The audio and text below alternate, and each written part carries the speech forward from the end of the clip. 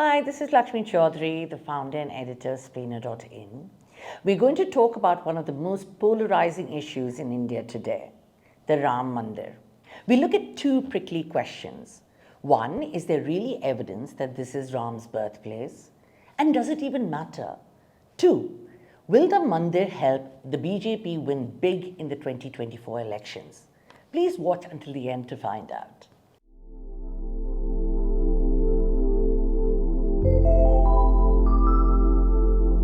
The core claim of the Ram Mandir supporters is this: Mughal Emperor Babur destroyed the temple that marked Ram's birthplace and he built a mosque in its place, which we know today as Babri Masjid.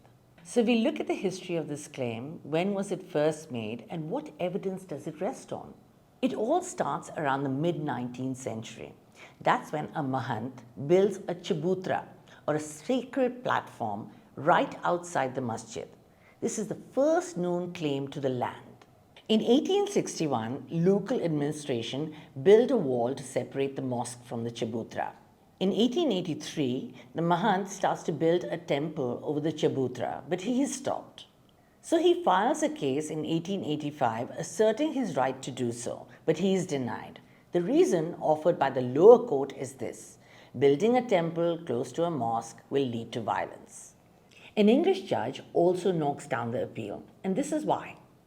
It is most unfortunate that a masjid should have been built on a land specially held sacred by the Hindus. But as that event occurred 356 years ago, it is too late to remedy the grievance. In other words, the ruling simply refused to determine the merits of the claims, but upheld the status quo. Here's what's interesting.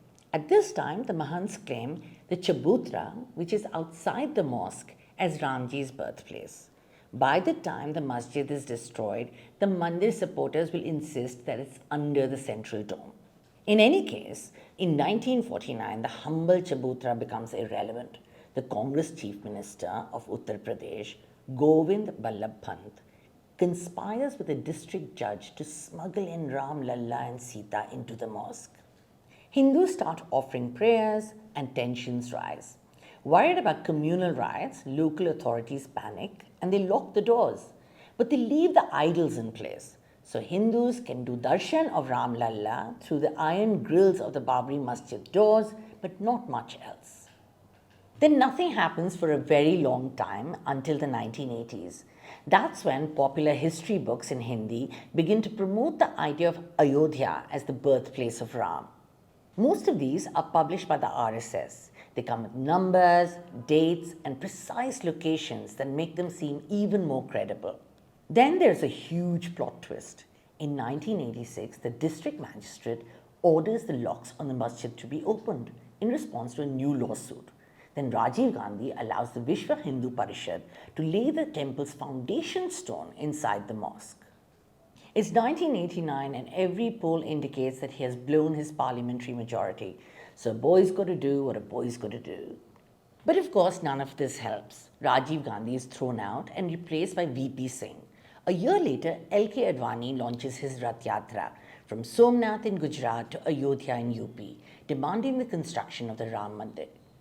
आपसे तो इतनी आशा है, बीच में मत पड़ो, रास्ते में मत आओ, क्योंकि ये जो रथ है, लोक रथ है, जनता का रथ है, जो सोमनाथ से चला है और जिसने मन में संकल्प किया हुआ है कि 30 अक्टूबर को वहां पर पहुंच करके कार सेवा करेंगे और मंदिर वहीं बनाएंगे, उसको कौन रोकेगा?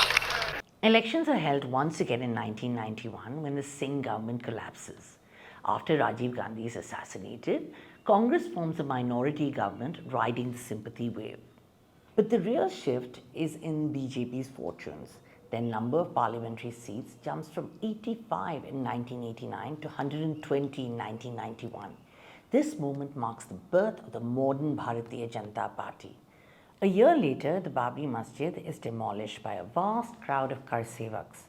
A makeshift temple is put in its place, and there it remains with the blessing of Congress Prime Minister Narasimha Rao. In case you haven't noticed, Congress leaders have repeatedly played a decisive role on the road to building the Mandir, and yet they get so much abuse from the Janmabhoomi crowd. We're not going to discuss the long and torturous legal battles that followed. Suffice to say, in 2019, the Supreme Court awarded all the land to a trust administered by the government. But, hey, it acknowledged the demolition of the masjid was illegal. Now, was that the right ruling? Was it based on evidence? Well, let's look at the evidence, which is basically of two kinds, archaeological and textual. The first is a 1970s archaeological project led by B.B. Lal. He pioneered the effort to map the places mentioned in the Ramayana onto the modern world. Now, his reports, filed in the 1970s, made no mention of any temple. But in 1990, at the height of the Ram Janmabhoomi movement, he publishes a photo of a so-called temple pillar in an RSS publication, and that pillar becomes very important. In 2003, a report filed by the Archaeological Survey of India claims to have uncovered not one but 50 pillar bases. Now, liberal critics argue that Lal made up the existence of that one pillar, and so did the ASI. Without them, the theory of a temple would fall apart. And here's why. Without the bases, you don't have load-bearing pillars. Without the pillars, you don't have a temple. No, I'm not saying that the entire case for the Ram Janmabhoomi was invented. Just that these bits of evidence are controversial and have been contested by other respected experts. This other bit of evidence points to multiple historical texts that refer to a Janmasthan. Some also mention a mosque that clearly resembles the Babri Masjid that was built on a destroyed temple. These accounts were written by Muslim courtiers in the Mughal courts, British administrators, and Western travelers to Ayodhya during the 19th century. These references are inarguable. No one can dispute their existence, but liberal historians claim that these accounts are unreliable. They may reflect the beliefs of the local Hindu community, or they may be a way for Angrez Sahibs to pit Hindus against Muslims, but they cannot be treated as proof of either Ram's birthplace or the existence of a temple. Their argument is that Ayodhya was important to Jains and Buddhists, not Hindus, until the 13th century. And its original name is in fact Saketa. It was renamed as Ayodhya by the Gupta kings. And the first temples dedicated to Ram were built only in the 18th century. So how can this be the original birthplace of Ram? Well, if you're wondering how the Supreme Court ruled, here's how it went down. The court accepted ASI's proof of a 12th century temple beneath the mosque. But it also said there is no evidence that the temple was specifically destroyed 400 years later by Babur to build a mosque. And the court dismissed all evidence offered by historians and put forward by the Sunni Waqf Board as mere opinion. More importantly, the ruling essentially said that Hindus have long believed this location to be Ram's birthplace, and that is all we can determine. We're not in the business of deciding whether this belief is justified or not. And that pretty much sums up where we are today.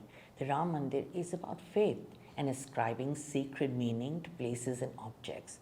That's what all religions are about, and there is no point in debating facts or presenting them as proof for either side. It is irrelevant whether there was a temple or not. It is irrelevant if Ram was born there or not. It is irrelevant if you don't even think Ram exists. Most Hindus today believe that their God was born in that particular place. That is plain fact, and that is the only one that matters. Here's another way to think about this. Muslim conquerors destroyed temples because they could. They wanted to show that they could, because they wanted to make a point, much as Hindu kings did with Buddhist temples before them. The destruction of mosques is very much part of the cycle of history. Okay, so the mandir has been built, inaugurated, and is open for pilgrims. The only remaining question is whether it'll help the BJP sweep the elections or not. Certainly, that was one aim of the Pran Pratishtha, and why it was important to hold the ceremony before the election dates were announced. Even the lead up to the event was all about wooing different constituencies with special attention to the south. The PM traced Ram's journey through the region, taking blessings in Trichy, a holy dip in Rameshwaram, etc., etc., etc. Photos of the tour were truly stunning. It is very likely the grand ceremony, telecast into every home, will seal the Hindi belt for the BJP. As Michael Kugelman notes in The Foreign Policy, this seals the PM's contract with his base to bring Ram Lalla home. But is the temple alone sufficient for a landslide? Some say the Mandir magic may not be as strong when it's time to vote. For starters, it kinda kills BJP's most powerful promise. The temple is built and people will move on. We'll go back to regular programming. That is, welfare schemes, unemployment, farm prices, and so on. But no one really believes that. Most experts say the Mandir inaugurates a new era of politics in India where everything is framed in terms of Ram and Ramayana. As Modi said after the ceremony, Ram is the faith of India, Ram is the foundation of India, Ram is the idea of India, Ram is the law of India. And he called the Mandir the temple of national consciousness in the form of Ram. ये राम के रूप में राष्ट्र चेतना का मंदिर है। राम भारत की आस्था है, राम भारत का आधार है, राम भारत का विचार है, राम भारत का विधान है, राम भारत की चेतना है, राम भारत का चिंतन है, राम भारत की प्रतिष्ठा है, राम भारत का प्रताप है, राम प्रवाह है, राम प्रभाव है, राम नेति भी है, राम नीति भी है। This isn't just about rhetoric. This is on-the-ground strategy. Take, for instance, how the BJP used the Mandir to mobilize at the grassroots. Their workers went to remote villages distributing pamphlets and promises, doling out secret rice and welfare schemes. In one Dalit village, a resident says the welfare schemes, be it free ration, free power, or cooking gas, opened the door to the BJP, and soon enough, people were more likely to think about Ramji than Ambedkar. Ram was used to package welfare schemes and vice versa. As Modi ji says, the story of Raja Ram is inseparable from the well-being of the impoverished, the deprived, and our brothers and sisters dwelling in the forests. That's pretty much all the vote banks the BJP needs to seal. Here's the other thing that helps sell the Ram Raja framing. The Ramayana is brimming with characters from subaltern and marginalized communities.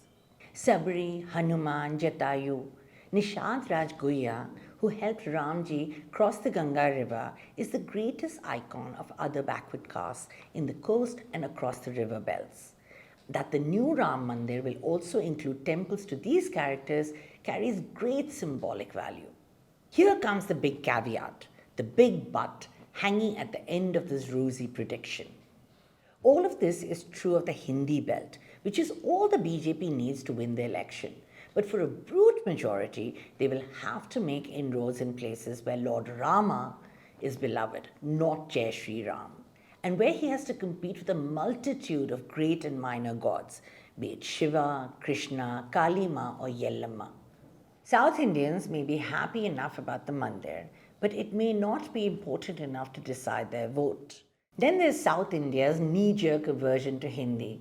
Chanting Mandir yahi banayenge doesn't have the same ring as it does up north. There's good reason why L.K. Advani's Rath Yatra skipped the south and the east. Now here's another data point to consider. 83% of Indians say religion is important to being truly Indian in the central part of the country. That number dives to 42% in the south. And in a Pew survey taken in 2019, only 19% of Hindu voters chose the BJP in the south compared to 68% in the north. All this to say, will the Ram Mandir guarantee a BJP victory? Yes. Will it help Amit Shah achieve his target of 50% vote share and 400 plus seats? The kind of majority no party has ever scored before? Not without the east and the south. That will require more than a temple, however spectacular it may be. In our next series of videos, we'll take a closer look at the so-called North versus South divide. Is it real or just made up by BJP haters? We will also jump forward to 2026, when the redistribution of parliamentary seats may make South India completely irrelevant to who rules in Delhi. Thank you for watching this video. You can get a free subscription to Splainer by clicking on the link in the description, and be sure to follow our channel. We'll see you next time.